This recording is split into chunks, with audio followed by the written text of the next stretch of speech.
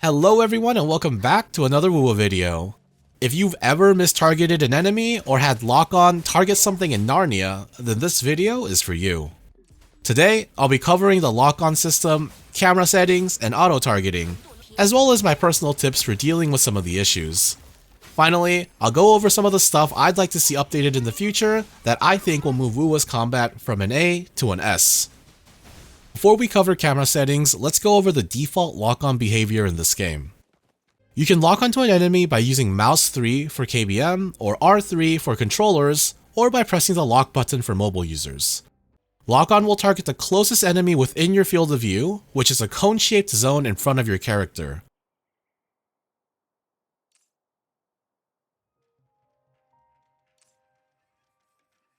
While out of combat, so long as the enemies are all within the cone, it'll target the nearest enemy rather than the one closest to the center of the camera. If there are no enemies on your screen, lock-on will instead target and turn the camera towards the nearest enemy even if they're behind you. In combat, however, the rules change. Locking on while not targeting an enemy will generally target the enemy nearest to the center of your screen. Pressing lock-on will select another enemy in combat with you, and continuing to press lock-on will cycle through the enemies in a predetermined order. It's easiest to imagine this as a list of targets that's generated when you first enter combat.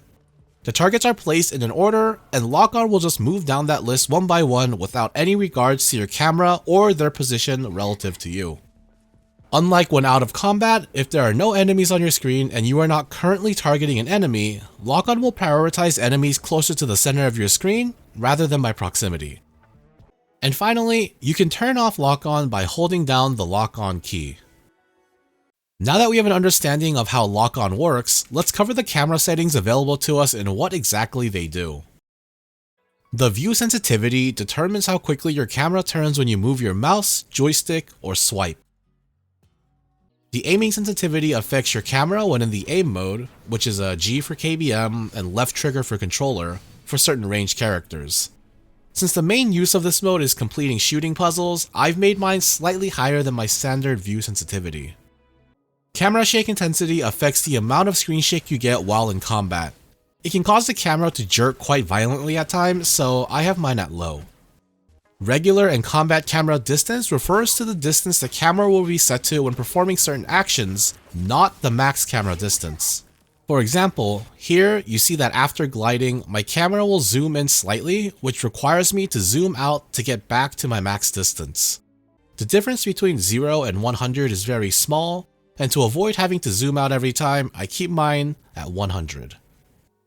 Camera reset allows you to press the lock-on button to make your camera face the direction your character is currently facing, but only if you are not near any enemies.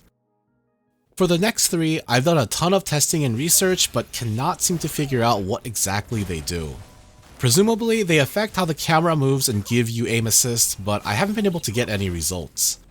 Kuro Games did release a statement saying that they've improved camera correction for the 1.1 patch, but turned off camera correction for PC users, so that could be why I'm having trouble noticing a difference. Still, just in case, I have them turned off. Next, let's talk about how your characters act when you attack without locking on, aka the auto-targeting system. The system may not act the way some expect, especially those with experience in other hack-and-slash style action games. That being said, I have found that when not bugging, the auto-targeting system does seem to be fairly consistent.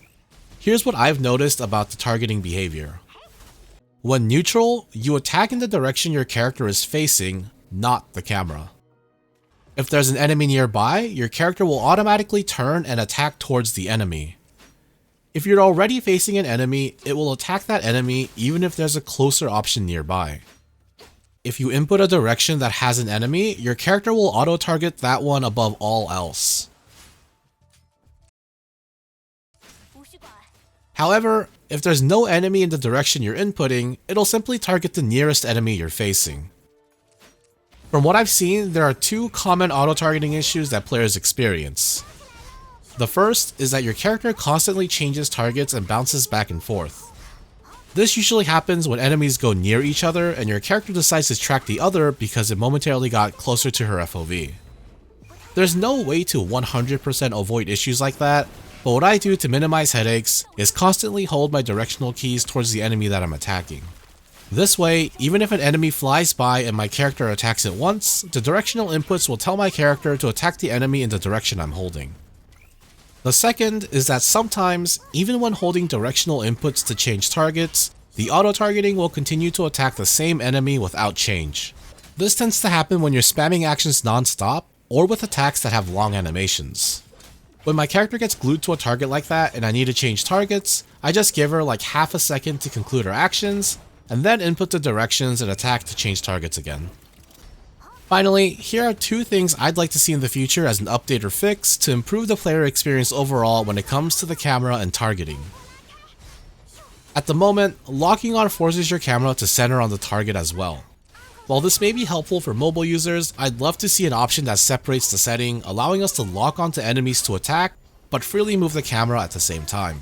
I'd also love for lock-on to prioritize targeting enemies near the center of your screen, even when out of combat or cycling through enemies. Although the out of combat part isn't as important, having to cycle through an entire list of enemies just to target the one right next to me is rather inconvenient. Kuro Games has mentioned that there are big upgrades and fixes to the camera and targeting system coming with the 1.1 Yinlen patch, so fingers crossed for a smoother combat experience. And that's everything from me. Combat in WoWa is by far the biggest selling point for me, and I think with some improvements to the camera and targeting system, it could have some of the best action gameplay in the market. Remember, I am but one man, so if there's anything I've missed, make sure you share it in the comments below for everyone to see. Consider subscribing if you'd like to see more of my content, and as always, have fun and good luck with your pulls.